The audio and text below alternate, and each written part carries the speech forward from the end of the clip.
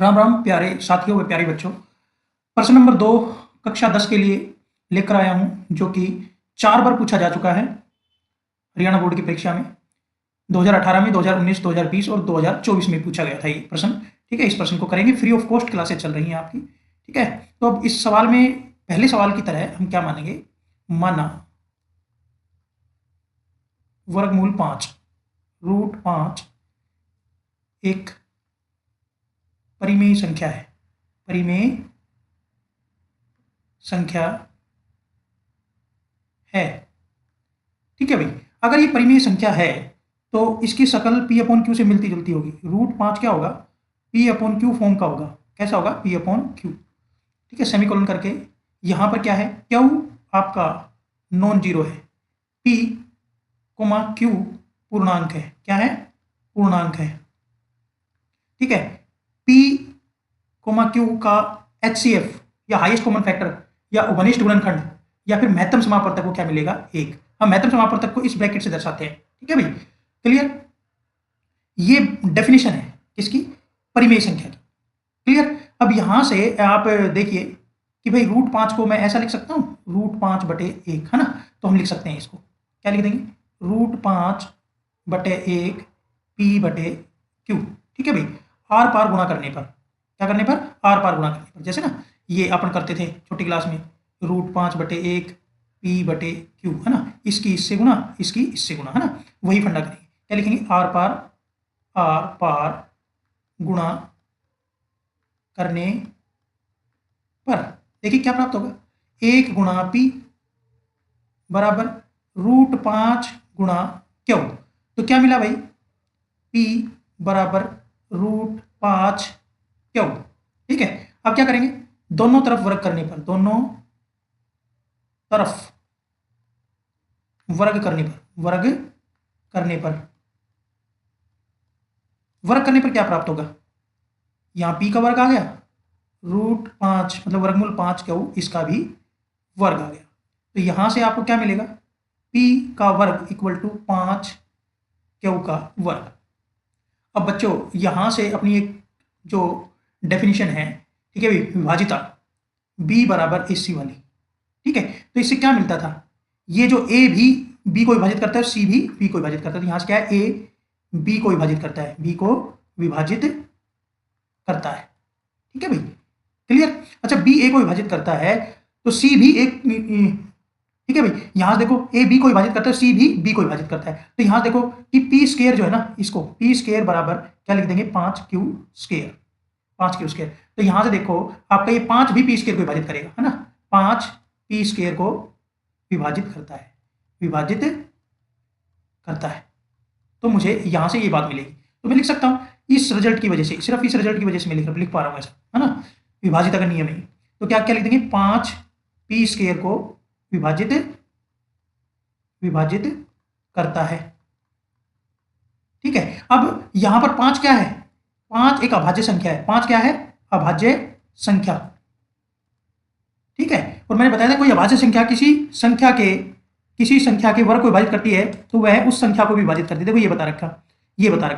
ठीक है भाई, कोई अभाज्य संख्या m किसी संख्या p² को विभाजित करती है तो वह संख्या उस संख्या को विभाजित करती है ना।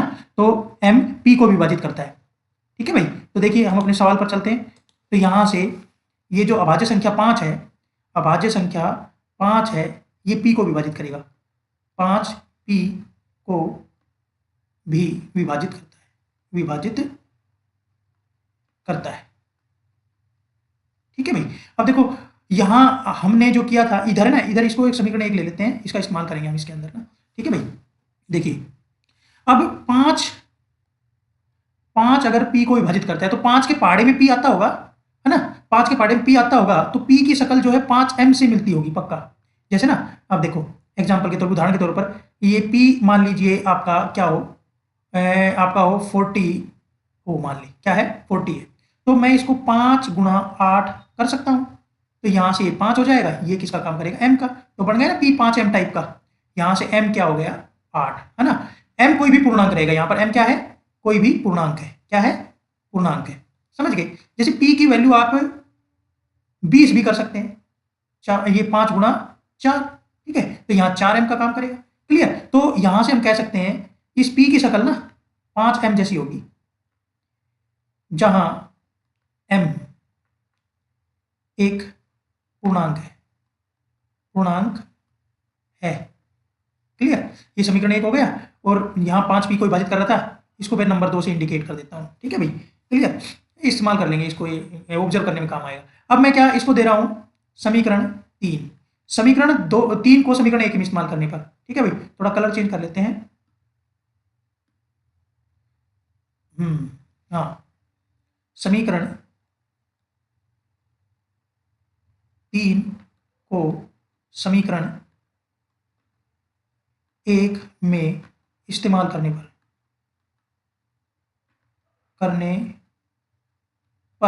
क्या प्राप्त होगा। देखो यहाँ इस P की जगह आप ये वैल्यू डाल दीजिए, क्या आएगा, हमें क्या मिलेगा, हमें मिलेगा इस P की जगह वैल्यू डाल के 5m का वर्ग बराबर 5 क्यू स्क्वायर या 5 क्यू का वर्ग। तो यहां से कितना आ गया, 25m का वर्ग बराबर 5 क्यू का वर्ग। ठीक है भाई, क्लियर।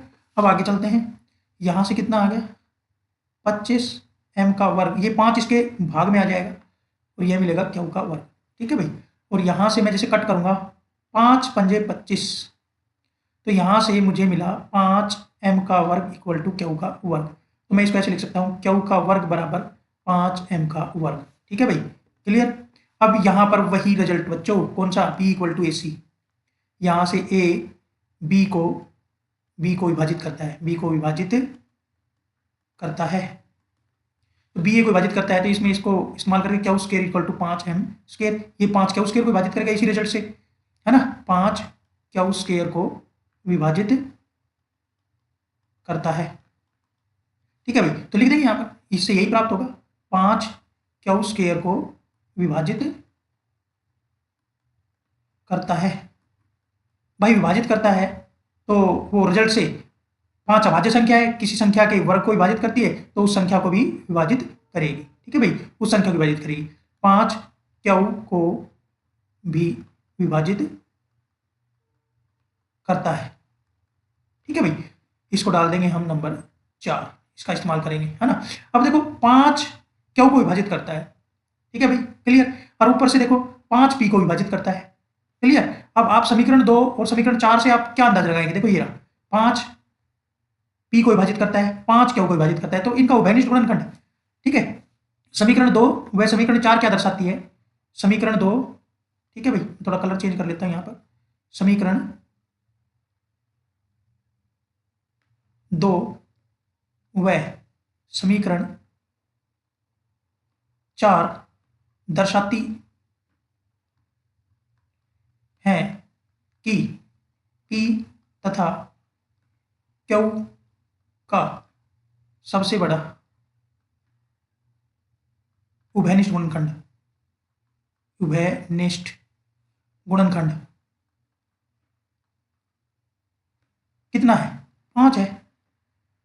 इसका मतलब क्या हुआ, उभयनिष्ठ गुणनखंड का मतलब हाईएस्ट कॉमन फैक्टर, मतलब महत्तम समापवर्तक, P, Q का महत्तम समापवर्तक कितना आ गया, 5। यह हमारी मानना का खंडन है, यह है, ठीक है भाई, यह है हमारी मानना का खंडन है, जो हमने मानना था का खंडन है। कैसे है खंडन, देखो ऊपर P, Q का जो HCF है, मतलब कि महत्तम समापवर्तक 1 था और 1 ही आना चाहिए था, परंतु यहां कितना आ गया, 5, तो ये तो मानना में खंडन हुआ। ठीक है भाई, इसलिए देयरफॉर क्या हो जाएगा, √5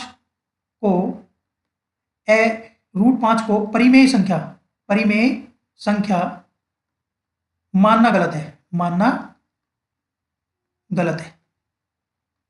खंडन आया ना, इसलिए गलत है। अतः वर्गमूल 5 एक अपरिमेय संख्या है। ठीक है भाई, ये आपका जो है प्रश्न हो गया है, जो कि 4 बार पूछा गया था। ठीक है भाई, क्लियर। अब इसके बारे में आप कुछ भी कमेंट कर सकते हैं, आपका कोई क्वेरी रही हो वो आपकी बता दी जाएगी, कमेंट करके जरूर बताएं। ठीक है, नेक्स्ट लेक्चर तक के लिए आपको राम राम, मिलते हैं अगले लेक्चर में। ठीक है भाई, बाय बाय।